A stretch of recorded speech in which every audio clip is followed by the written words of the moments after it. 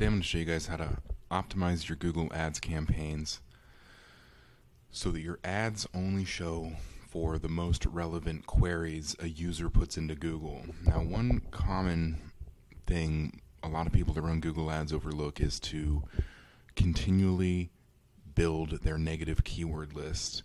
And you have to do this on an ongoing basis, and it goes beyond just your intuition on what you think you should be blacklisting. A lot of people will set up a campaign, add a handful of keywords to like a general negative list, and then that's it. They forget about it and don't come back to optimize it any further. And we're going to want to do that so that we, over time, only show our ads and only spend our money on the most relevant queries for every user that they search for. So we have a campaign open here where I'm going to show you. This is for a moving company. They want to target people looking for moving services in a couple of different markets. So we have it broken out by campaign. We have our ad groups here. We're very specific in our ad groups, the way that we break out these campaigns, but we can get more into that later. So to see exactly what phrases people are putting into Google that is causing your ads to fire, you click on search keywords over here.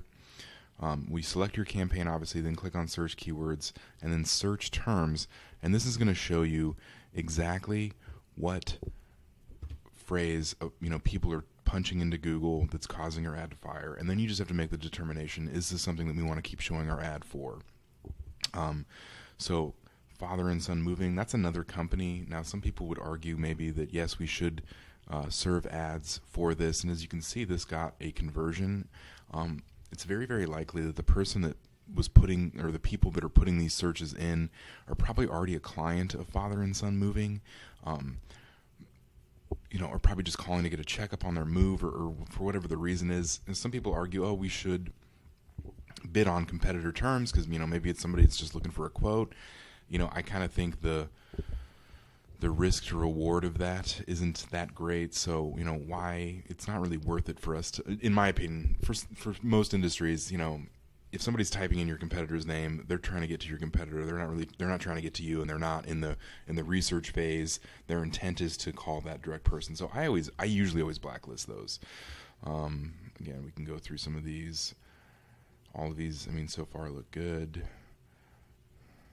That's probably another competitor. Best movers in New York City. So this is a local moving company. This campaign is for Florida, so we're not interested in that. Cheap.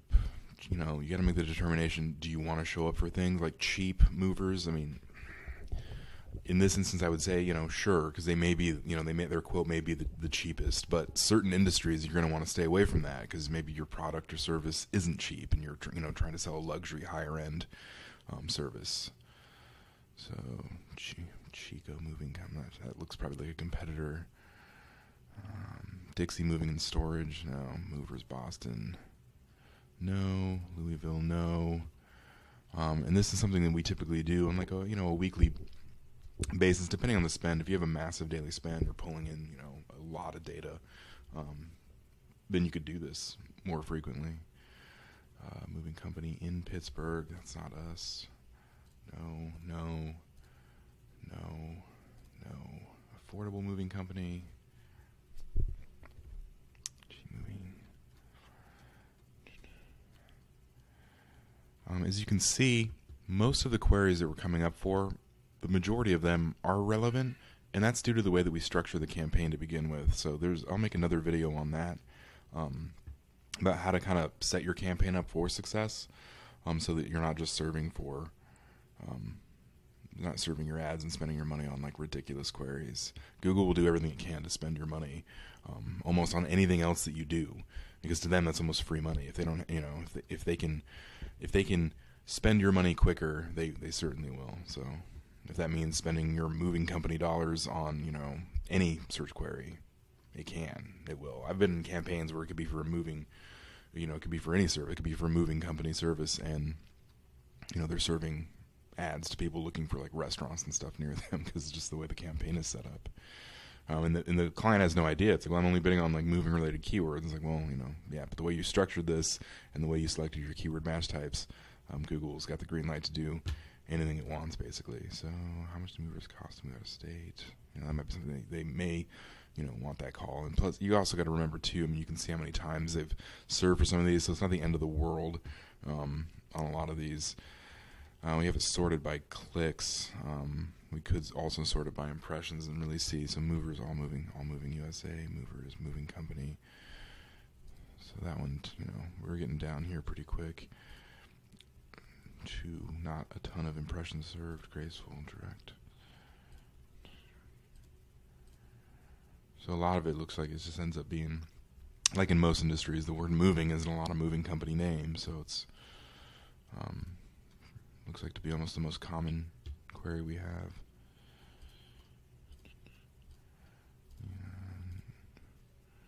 Okay, so let's say we've gone through. I mean, obviously there's what, like thousands of keywords here that we'll get to at another time. But that's really a really effective way. Click add negative keyword. I always add it at the campaign level. You may have a general keyword list. It kind of depends on how you want to organize these things. So if you have like a general keyword list, it would be applicable to any campaign you run, then you can add it to a negative keyword list. Sometimes we add it only at the ad group level. It just depends on the client, kind of the services and products that they're offering. So if you're offering, let's say products that are closely related, you may add all ad groups at the ad group level because you might want that keyword to show for a different ad group. In this case, I mean, we can add it at the campaign level because we don't want to show up for these in any ad group we have in the campaign. And if we had we could build out a negative keyword competitor list and just add most of these there because they are pretty much all competitive companies. But for the sake of time, we'll do this, and you can see your keywords are excluded. So we will no longer. I mean, we spent $24 on SafeBound moving and storage. We're no longer going to spend money on that phrase in this campaign. So that's basically it. Keep doing that about, I would say once a week or whatever your cadence is to, slowly but surely kind of steer the campaign, push it in the direction that you want to go in to make sure that your dollars are spent on these much more valuable phrases that people are using to find your products or services. That's it. Thanks so much.